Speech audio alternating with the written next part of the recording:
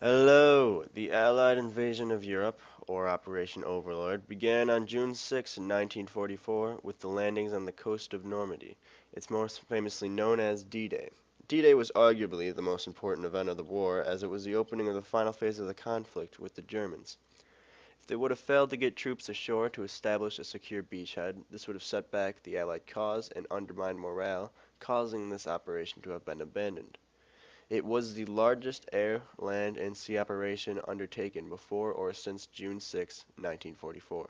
The landing included over 5,000 ships, 11,000 airplanes, and over 150,000 servicemen. Normandy was chosen as the landing site for a variety of reasons. When the British were deciding invasion sites, they actually reached out to the public for information on tides, defenses, and enemy positions, in which the public responded with millions of photos and letters that provided data.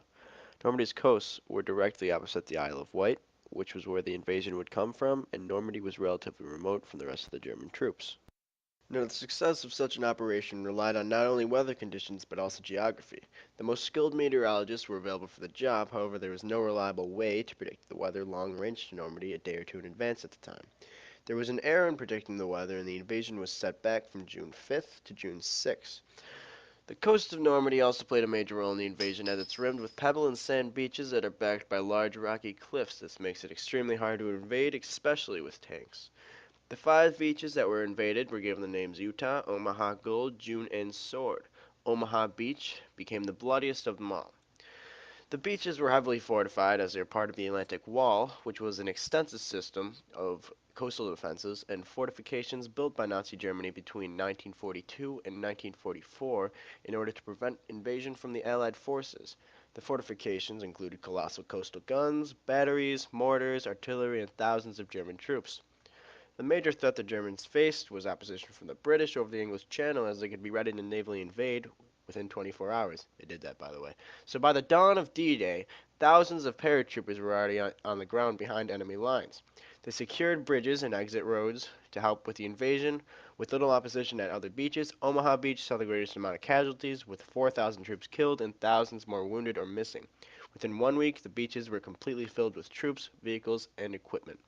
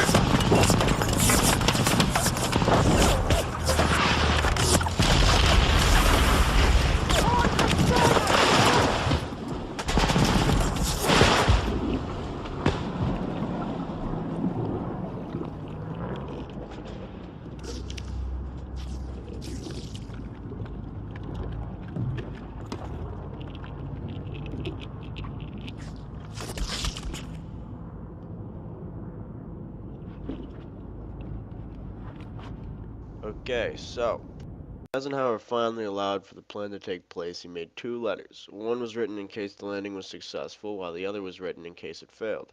His letter in case of failure read, "All landings in the Chesapeake Harbor area have failed to gain a satisfactory foothold, and I have withdrawn the troops. My decision to attack at this time and place was based upon the best information available. The troops, the air, and the navy did all that bravery and devotion to duty could do. If any blame or fault attaches to the attempt, it is mine alone." Eisenhower didn't know if the plan would work in his favor. He went so far as to plan ahead and create a special speech just in case. He doesn't blame anyone but himself for what happened, and he doesn't show this kind of doubt in the letters to his troops. He says things like, "You are about to embark upon a great crusade, toward which we have striven through many months. The eyes of the world are upon you, and we will accept nothing less than full victory. Good luck." This kind of tone makes him sound sure of himself. It's as if he's trying to act bravely to his men to inspire them while he's actually doubtful himself but is unable to let it be known. While he was not alone in what he thought. Nearly every man there felt there was a good chance that they would not be making it back. There was, however, great motivation going into the battle. The Germans were a dangerous enemy and they needed to be put back into place. Without a naval invasion by the Allied forces, the Germans could have actually navally invaded the UK and took them out of the conflict. This kind of thinking made soldiers ready to go into battle, as they were unaware of what the outcome might be, but their leaders motivated them and assured them that they would be victorious. Their leaders ultimately were just as worried as everybody else.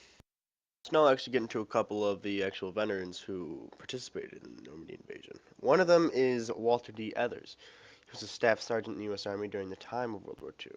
He was one of the men who received the Medal of Honor for his duty on the day of the Normandy invasion. He received this for risking his life beyond what was expected of him at the time. He constantly led his men into battle towards heavily defended German positions where most men would fail. While he was trying to reach the enemy positions, he was intercepted by an enemy patrol. He personally killed 4 men in that patrol.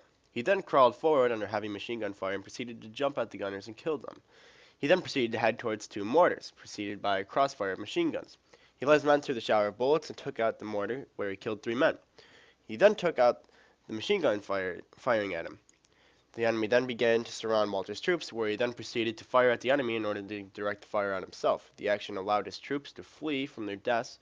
He was then wounded and carried his wounded automatic rifleman to safety. After being patched up, he refused to be evacuated to a safer place and returned to leading his squad.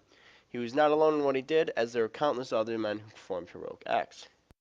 Another example is Roy Arn. Before he arrived at the beach, he was told to shave his beard due to possible interference with his gas mask. The threat of German gas at that time was very high. Arn promptly refused this. His captain at the time told him that he would have him court-martialed, in which he responded that none of them would be alive tomorrow anyway. Arn was never really completely sure if he'd be making it back home the next day, or if he'd just die there, although he was still ready to commit fully. His assignment as a sergeant with 3 other men was to clear the beach of any mines and other traps. He was transferred on an assault boat and then was given his materials. He had a pack of plastic explosives, about 5 pounds each, and that he carried on his chest and back. These could be used to blow up the obstacles on the beach. He also had a mine detector, a rifle, a coil of rope with a triple hook on it, and a couple of rolls of tape that would be used to mark the gap or lane from the obstacles inland. The rope would be used by throwing it ahead of him and then dragging it back to trip any booby-trap wires. After arriving at the beach, he was forced to hit the ground, as a machine gun in a house left him pinned. He said, "As I got up my rifle to my shoulder to shoot, a tank came up out of the water. The gunner put a shell into the house. About the same time, a sniper shot at me. The bullet kicked sand in my face and passed under my left armpit, which caused me to flatten out. At the same time, a shell from a German 8.8 artillery piece exploded near my feet. Had I not been flattened out, the shrapnel from the artillery shell would have probably killed me. Instead, the shrapnel hit my right shoulder and leg. The explosion and concussion seemed to push me into the ground and knock the breath out of me. The force of that explosion caused him to lose his sight in one eye, while the shrapnel broke his scapula and clavicle. The medic was able to give him a shot of morphine and bandage his shoulder and leg. He says that he must have been one of the first to get injured, because as soon as he received treatment, calls started pouring in. The invasion of Normandy was the largest air and sea invasion ever commenced. Not only were the troops involved terrified about rushing in, but the man in charge, Dwight D. Eisenhower, DJ Khalek, was doubtful himself. With bravery from all troops from different divisions, the plan was a success. The successfulness of the mission was measured by the fact that within 1 month the Allied forces had established a strong foothold in Normandy and had thus started the spiral that ended the German Reich's control over Europe.